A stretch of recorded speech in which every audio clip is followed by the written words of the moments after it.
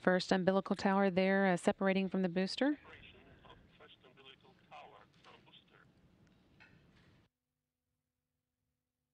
30 seconds now until launch. Ground umbilical to the third stage has been disconnected, and in just a moment the second umbilical tower will separate. Power on board. There's the second tower. Command for ignition, oxygen. Launch command has been issued. 7, 6, 5, 4, 3, 2, 1. Engine turbo pump at flight speed. Engines at maximum thrust. Lift off. And there is liftoff of the Soyuz MS-10 to the International Space Station, carrying Nick Hague and Alexey Ovchinin to the orbital complex. This again is Nick Hague's first time to launch to space, and Alexey Ovchinin's second. One copy. Everything is good on board, and we are feeling well. Copy. Burlak 1. Hearing good first stage performance for the Soyuz, delivering 930,000 pounds of thrust from its 4 boosters and single engine. Again, the first stage of the Soyuz measures 68 feet in length and 24 feet in diameter. It's burning liquid fuel for the first 2 minutes and 6 seconds of flight.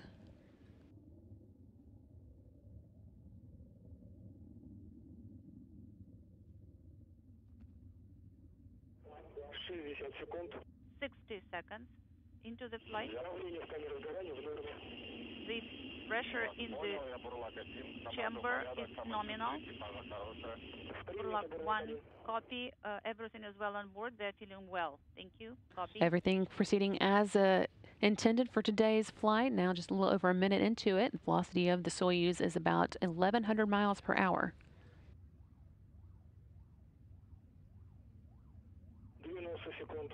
View here of the crew inside the Soyuz, now making their way to the International Space Station. Nick Hague there at the top of the screen and Alexey Ovchinin at the bottom. Burlak 1, copy. Everything is well on board. The crew is feeling well. Copy.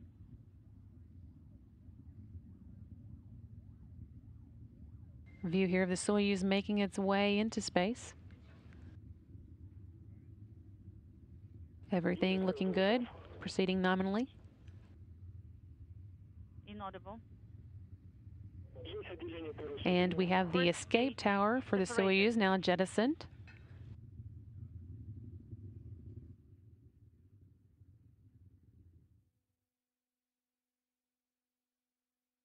Everything continuing nominally.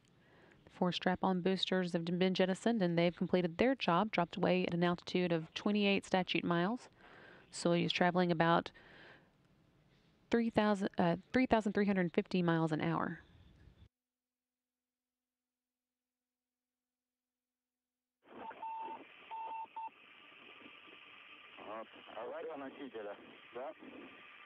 Is it emergency booster 2 minutes 45 seconds? The emergency, the failure of the booster.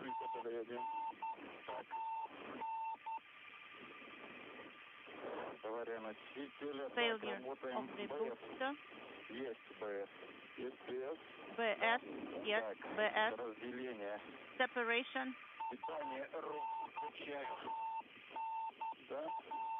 Enable power.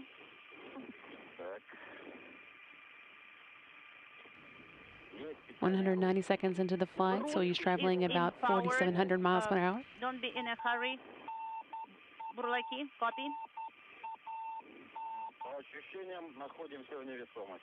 We are in weightlessness, according to our sensations.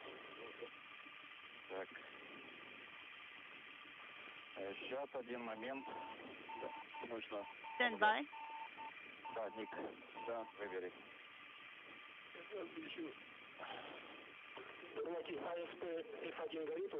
Burlaki, do you have F1 illuminated? 11:42:17 failure. 11:42:17 is the time of the failure. F1 on SP is illuminated. Copy.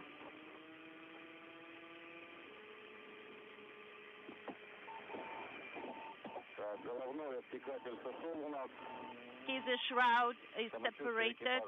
The crew is feeling well. Everything is well on board. We have routes in our hands, and the power is on. Copy. So what are the recommendations of the ground? What about the separation? Did the separation go through? Yes, it did. 11:42:55. Burlaki, did you deactivate Rus power?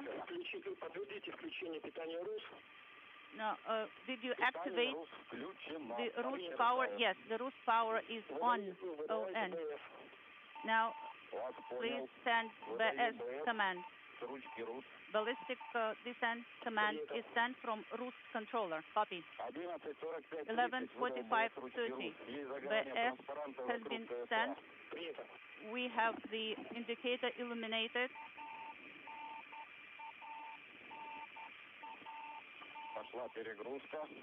The overload has started. Yes, we are getting ready for the deload.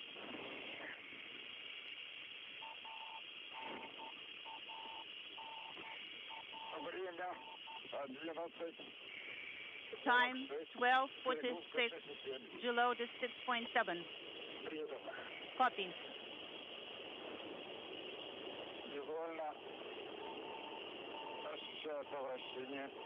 We feeling rotation. The deload is going down. 18:46:20. Deload is 272 and going down.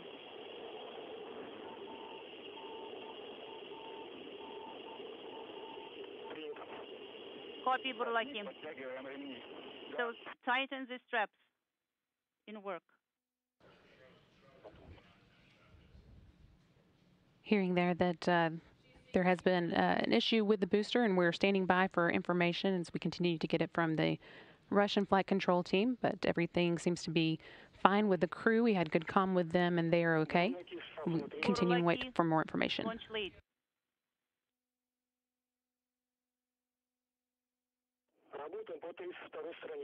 Let's go to page 32, 32.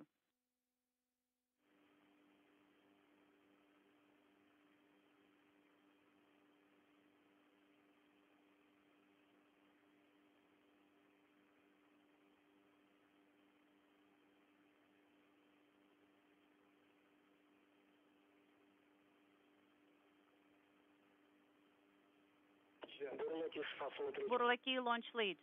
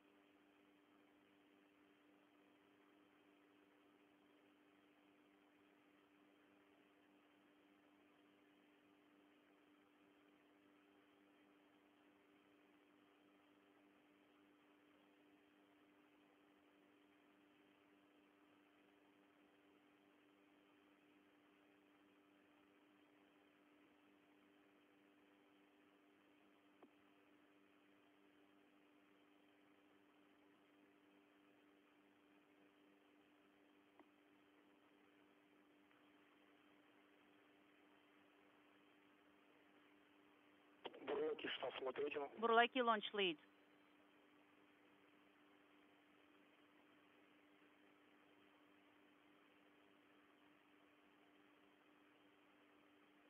Team here in Mission Control is working with their counterparts in Russia, getting more information on the issue with the booster that has changed today's launch plan.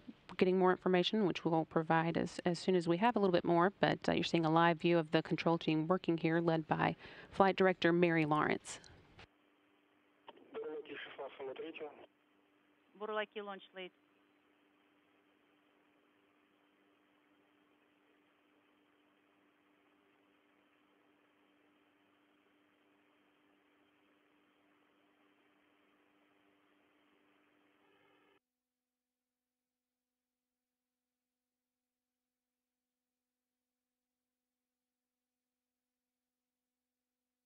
Buрлаки launch lead.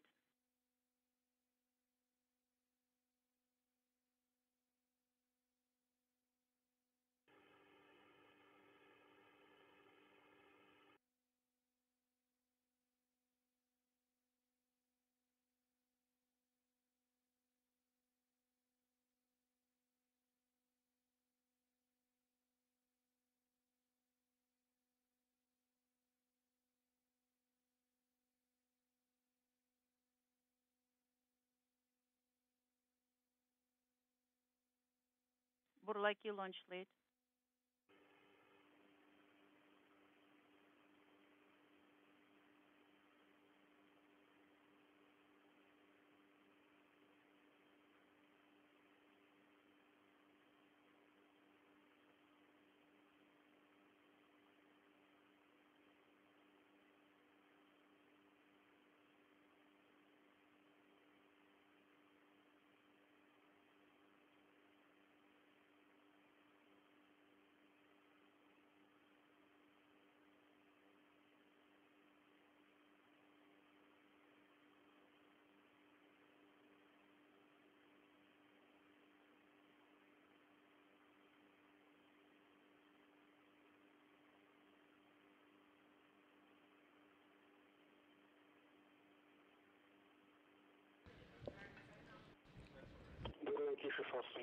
Buрлаки launch lead.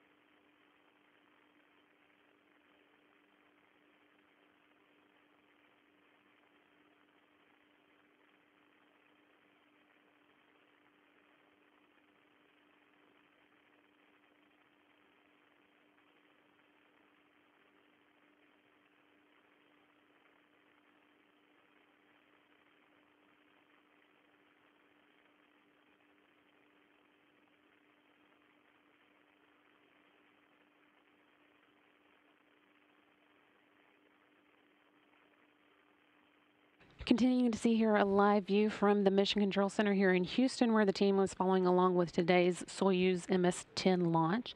That launch did have a problem with the booster a few seconds after the first stage separation. And we can confirm now that the crew has started to go into the ballistic descent mode. They'll be going in on a sharp landing today. I think it'll be coming up fairly shortly. And we're continuing to get more information from our counterparts at the Roscosmos Space Agency as we learn more about today's activities and what to expect next as the crew does go through this ballistic descent mode.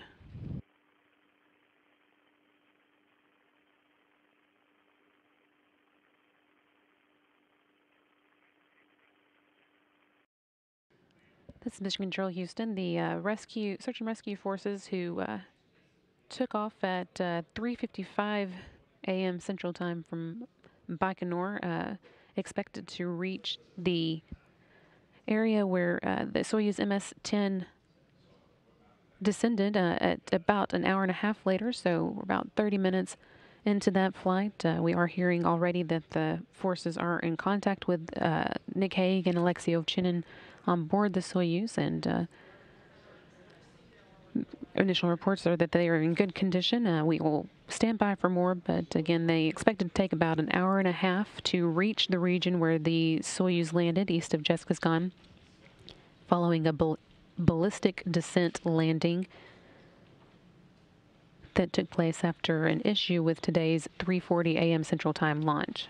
The ballistic descent does mean that the Soyuz module comes in more steeply than it would on a normal landing trajectory, which means that the crew is subjected to higher G-forces during the descent, but it is a known mode of descent that crew members have gone through before.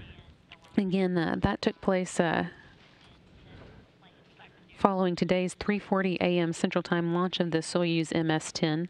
And the crew on board, Nick Hague and Alexey Ovchinin, have been in contact with the rescue forces, which are on their way to the landing site. Expected to reach it probably still about an hour from now.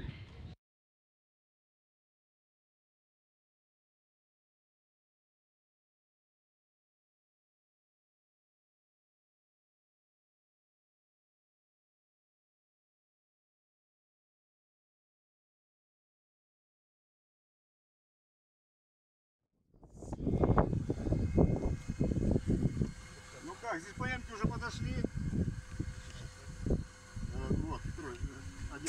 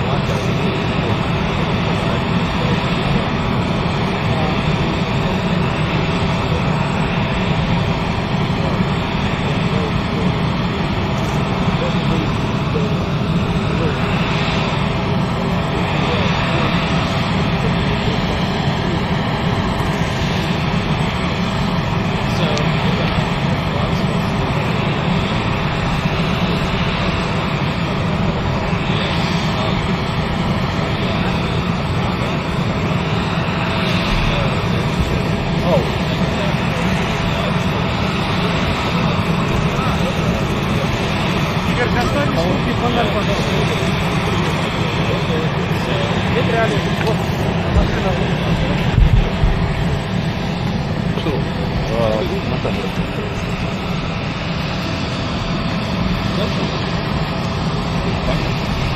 Давайте минуту. Есть у вас камера?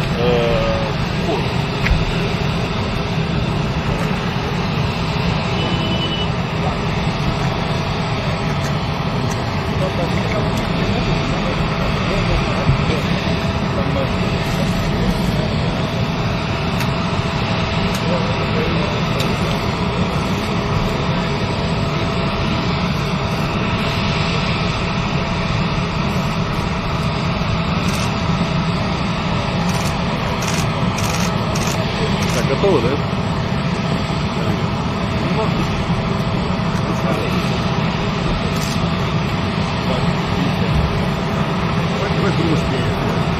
Володь, работаем? Работаем? Работаем?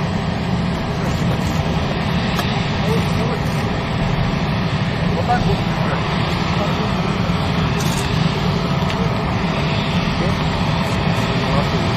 Ребят, а можете развернуться вот сюда, а? Вот сюда развернитесь так, чтобы, ну, идентично. Да. На фоне заката. Коллеги, у вас есть 5 минут на то, чтобы выслушать генерального директора. Вопрос. Если, может быть, предварительные какие-то, может быть, первые, да, версии того, что произошло, почему могло случиться, да, может быть, техника где-то, да, может, разные ситуации, разные случаи. Можно ли о чем-то говорить? Или пока преждевременно, или просто миссия пока не бесплатно писать? Нет, ну, конечно, такого рода инцидент потребует самого тщательного расследования, с привлечением, в том числе, независимых экспертов, с выездом на предприятие, с проверкой всех технологических процессов, потому что ведь авария произошла на ракете, которая имела очень высокую безаварийную статистику. И это очень плохая новость. Хорошая новость то, что блестяще сработала система аварийного спасения.